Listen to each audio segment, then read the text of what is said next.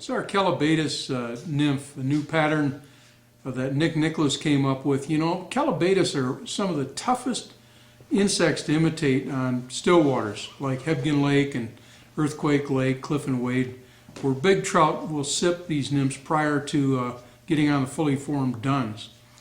Callibaetis are multi-brooded. They come off in May, June, July, August, and even into September. It's a wonderful provides wonderful fishing on all our lakes and still waters. On the Henry's Fork, the Yellowstone, rivers like that, we have really good Callibaetis emergences. So again, when big trout key on Callibaetis, you're going to want to tie a few of these flies. We're going to tie one today without a bead. You can also tie this pattern using a 3/32 silver bead when Callibaetis are working nymphs very early on. Say you arrive at 7 o'clock in the morning and you may want to fish Callibaetis nymphs. Just blind fish them up against weed walls and weed banks. Just prior to emergence, you'll see big boiling rises and very aggressive rises as they take these nymphs. They're very agile swimming nymphs. They can swim like a minnow, and they'll take the nymphs just below the surface film, and that's where this unweighted version is deadly.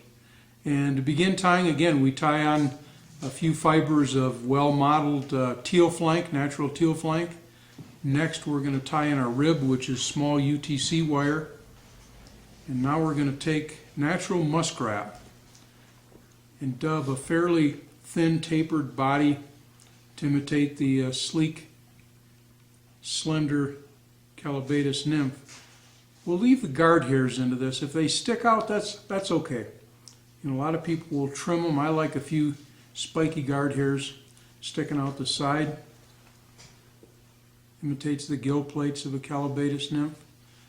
And again, take your dub muskrat body and go forward about 1/2 to 2/3 of the hook shank up towards the eye, and now rib with the fine gold UTC wire, or I should say small gold. Make 4 or 5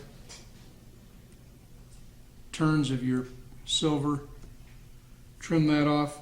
For the wing pad, we like something very bright because when they emerge, they sometimes carry forth almost like a gas bubble that splits the exoskeleton, almost like an emerging caddis. So we'll use mylar. This is medium silver mylar. And now we're going to dub a thorax, and dub a little bit heavier thorax than the abdomen. This fly is so effective, it's amazing. You want to strip it in short 4 to 6 inch strips. Sometimes vary the retrieve, sometimes a rapid retrieve, sometimes a little slower, and pause between retrieves to allow the nymph to flutter. Simply tie off this one fiber here is driving me nuts. There we go.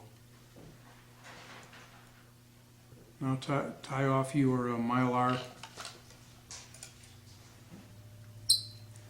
and finally whip finish. And whip finish over the mylar.